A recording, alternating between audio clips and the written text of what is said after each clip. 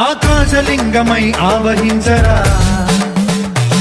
ఢమఢమఢమని డమరుక ధ్వని సలిపి చడదని వదిలించరా